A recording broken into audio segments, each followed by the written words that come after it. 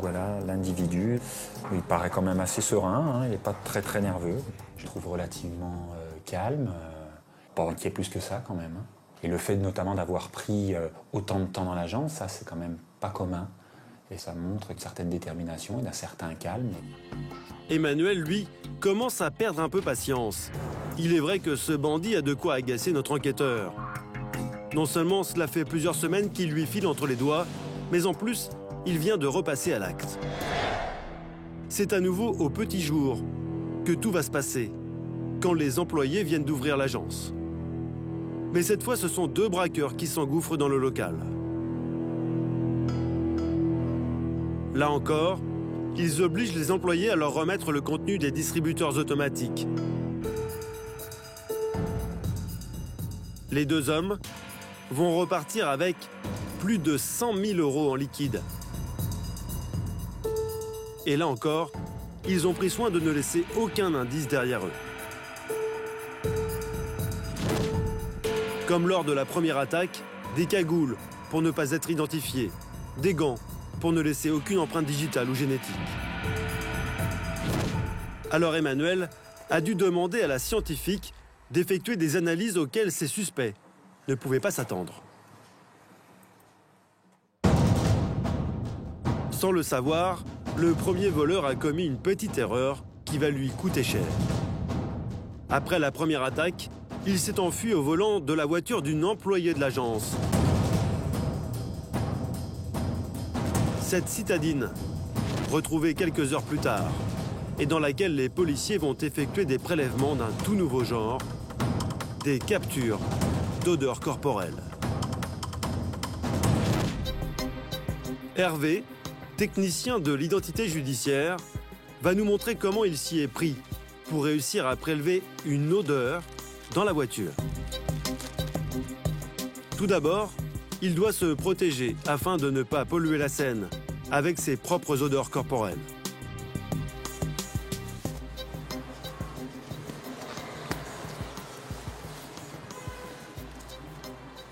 Donc on protège un maximum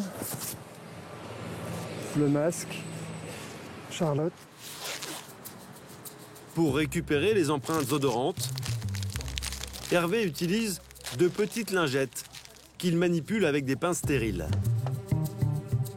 Car même ces gants ne peuvent parfaitement contenir ses propres odeurs. Ce sont des lingettes stériles, spécialement conçues pour recueillir les molécules odorantes. Quelques minutes suffisent pour qu'une odeur imprègne un objet ou un lieu, comme cette voiture. Ensuite, le technicien n'a que 3 jours pour la recueillir. Au-delà, l'odeur se dégrade puis s'évapore. Dernière étape avant de récolter les odeurs. Donc, du papier aluminium. Installer ces papillotes pour confiner les molécules odorantes et les faire adhérer plus vite aux lingettes.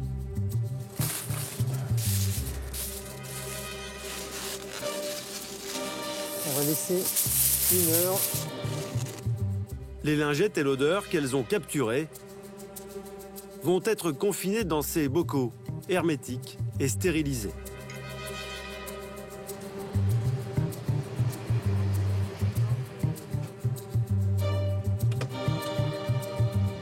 Ces bocaux sont ensuite conservés dans cette pièce, une odorothèque. Ici flotte l'odeur du crime, le doux parfum de suspect, dont celui de notre présumé braqueur de banque. Et l'odeur, c'est comme les empreintes digitales ou l'ADN. Chacun a la sienne, unique. Si les policiers arrêtent un suspect, ils pourront comparer son odeur avec celle relevée sur les lieux du braquage. 10 mois plus tard, grâce à des méthodes d'enquête classiques, l'équipe d'Emmanuel est enfin sur la piste des 2 braqueurs. Renseignements anonymes, écoutes et filatures ont payé. Dans moins de 24 heures, ils vont interpeller leurs 2 suspects. Donc au niveau organisation, on se donne rendez-vous à 5h45 ici. Autour d'Emmanuel, tous les policiers du groupe criminalité qui ont travaillé sur le dossier. Et c'est grâce aux éléments qu'ils ont obtenus que ces enquêteurs de la PJ ont identifié leurs suspects. 2 jeunes hommes, officiellement sans revenus, mais qui pourtant mènent grand train. Alors depuis plusieurs mois, on les a mis sur écoute. On n'a rien contre eux sur les écoutes, il faut reconnaître. Ils n'ont jamais évoqué les braquages. Par contre, ils ont un train de vie qui ne correspond pas du tout à leurs ressources, c'est-à-dire qu'ils n'ont pas de ressources. Par contre, ils ont un train de vie relativement élevé, ce qui suppose qu'ils ont de l'argent en veux-tu en voilà. Du moins, ils ont beaucoup d'espèces qui grillent facilement dans les voyages et dans les bagnoles et dans diverses dépenses de ce style. Pas de preuves formelles donc, mais de gros soupçons. Alors Emmanuel va mettre la pression sur Hervé, le scientifique de l'équipe. C'est sur ses épaules que va reposer tout le succès de l'opération. Il va jouer un rôle crucial. Avant de rentrer dans le détail des objectifs et tout ça, je vais parler plus particulièrement de l'identité judiciaire qui va nous accompagner sur les interpellations en elles-mêmes. Parce que le but, c'est que dans ce dossier-là, on a des prélèvements d'odeurs qui ont été faits dans 2 véhicules. Donc le but, c'est de traiter ces traces pendant la garde à vue. Hervé va devoir travailler en un temps record. Car avec l'analyse des odeurs, les enquêteurs veulent avoir des preuves irréfutables à exploiter pendant la garde à vue. Ils disposent donc de 2 jours maximum. Mais là, premier truc qu'on fait, on leur notifie leur garde à vue. Et dans la foulée, le mec, il est dans sa chambre, il est assis, prélèvement génétique, prélèvement d'odeur. Ça, c'est première chose à faire. Dès que les policiers pénétreront chez leurs 2 suspects, ils auront 48 heures pour les confondre. C'est donc une course contre la montre qui va bientôt débuter. Le lendemain matin, 5h30. L'opération va démarrer. Hervé part rejoindre le reste de l'équipe sur les lieux de l'intervention. Officier au pôle d'intervention de l'identité judiciaire, il ne participe que rarement aux interpellations. Généralement, ce n'est qu'une fois les suspects emmenés qu'il opère. Alors ce matin-là, Hervé a un peu la pression. On sait que des armes se promènent. On ne sait pas si ce sont des armes factices ou des vraies. On va toujours dans l'inconnu, il va y avoir des interpellations, peut-être la surprise, on va peut-être trouver d'autres choses. Il y a peut-être pas d'adrénaline, un stress positif. Dans la banlieue de Dijon, aux premières heures du jour, les enquêteurs de la police judiciaire se préparent à passer à l'action. Concentré, Hervé sait qu'il va devoir travailler très vite pour peut-être offrir à ses collègues des preuves scientifiques indiscutables. Le suspect principal des 2 braquages habite dans cette petite résidence. Et son réveil s'annonce brutal.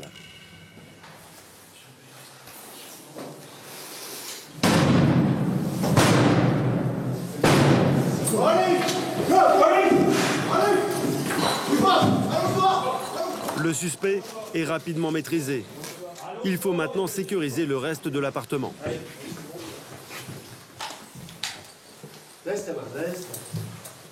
On va voir s'il y a d'autres personnes.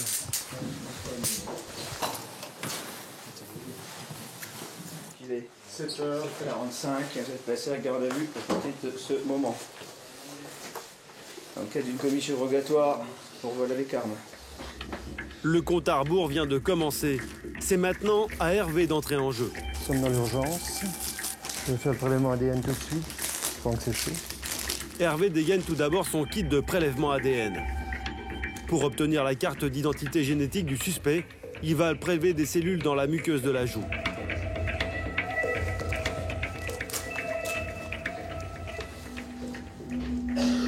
C'est l'endroit le plus facilement accessible pour obtenir un échantillon. Il suffit de quelques minutes pour imprégner cette petite sucette, un coton-tige buccal. Ouvrez la bouche, fermez la bouche. Ensuite, je vais frotter contre vos muqueuses. C'est pas douloureux, n'en faites pas. Ouvrez la bouche, fermez la bouche. Attendez, je vais l'enlever. Hervé transfère ensuite l'échantillon sur un petit support transportable. Il va maintenant pouvoir opérer le fameux prélèvement auquel le suspect ne s'attendait pas, celui de son empreinte olfactive. À nouveau, pour éviter de mêler son odeur à celle du suspect, c'est avec des pincettes qu'Hervé lui remet ses fameuses lingettes. Mais monsieur, ouvrez votre main. Prenez dans votre main. L'autre main, ouvrez. Prenez. Faites 2 boules. Voilà, et malaxé pendant 10 minutes. 10 minutes, c'est le temps qu'il faut pour emprisonner l'odeur du suspect. Pendant ce temps-là, les enquêteurs, eux, ont fait une première découverte intéressante.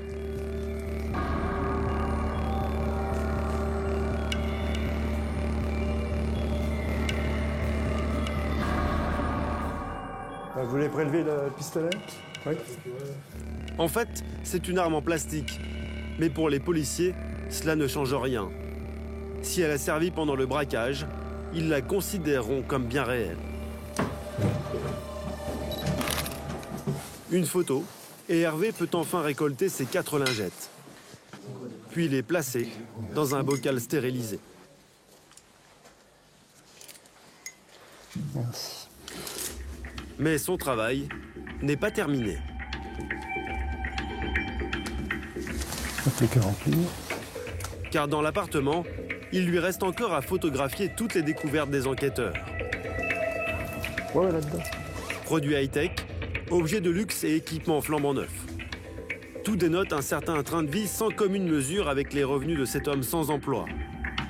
Il devra s'expliquer sur la provenance de ses biens. Hervé, tu feras bien les photos de la cuisine parce qu'il doit acheter les argent de braquage. Oui, oui. Chaque élément sera pris en gros plan. Faites ça comme boulot, monsieur? C'est son profession. Ben, ça vient bien. Mais les policiers n'ont toujours pas trouvé de preuves formelles, comme de l'argent ou des cagoules. Les odeurs sont encore la meilleure piste dont ils disposent. Alors, pendant qu'Emmanuel et son équipe emmènent leurs suspects, Hervé doit filer au plus vite au laboratoire de la police technique et scientifique pour y faire examiner les odeurs qu'il a relevées. C'est la seule chance pour les policiers de confondre leurs braqueurs présumés. Ah oui, maintenant, c'est urgence. On perd du temps, on se dépêche. Direction Lyon. Hervé a 2 heures de route à faire. Il faut se dépêcher car la garde à vue ne dure que 48 heures. Et la clé du mystère est peut-être dans sa voiture. Vous avez un petit peu le sort de l'enquête entre vos mains? J'ai quelques éléments en main dans la voiture, là, oui. Ah, il y a une part de responsabilité. Il ne faudrait pas qu'on ait un accident ou qu'on les perde, oui. Oui, c'est une charge, oui. À Dijon, les enquêteurs, eux aussi, sont bien décidés à ne pas perdre de temps. Les interrogatoires vont immédiatement débuter.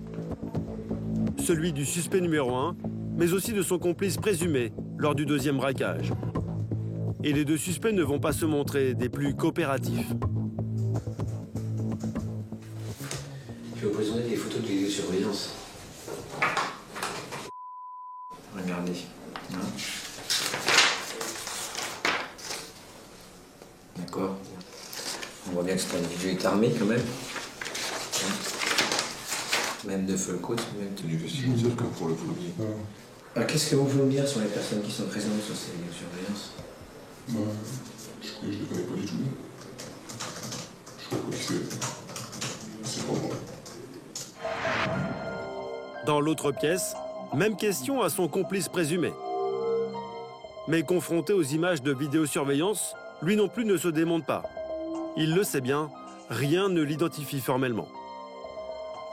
L'un des signalements semble pouvoir, et je dis bien pouvoir, convenir à votre signalement. Est-ce que tu as quelque chose à dire sur ça? Je suis pas le seul trapu et Tout à fait. Mais les policiers possèdent d'autres éléments bien plus compromettants. Et c'est au train de vie du principal suspect qu'ils vont s'intéresser. Alors que l'homme est sans emploi, il multiplie les dépenses et va maintenant devoir s'expliquer. On a acheté divers équipements, cuisine, meubles, pour un montant total de 4 251,80 €. Le tout en espèces. Est-ce que vous me confirmez? Oui. La provenait d'où cette somme assez importante? Pas vous dire. L'argent que j'avais, l'économie. Vous avez beaucoup d'économies, monsieur. Ah, j'ai fait beaucoup d'économies. Je confirme. Le principal suspect ne se démonte toujours pas. Et donc pas d'aveu. Emmanuel et les policiers sont dans une impasse. On n'a que ça, hein. Ils ont tout fini le travail. Alors leur dernier espoir, ce sont les résultats de la scientifique. À tout à l'heure, merci. Ce qui permettrait vraiment de faire basculer l'enquête, c'est ces résultats d'analyse génétique et de neurologie. Là, ça serait vraiment la preuve idéale quoi, de l'implication d'au moins un ou plusieurs individus dans ces affaires de braquage.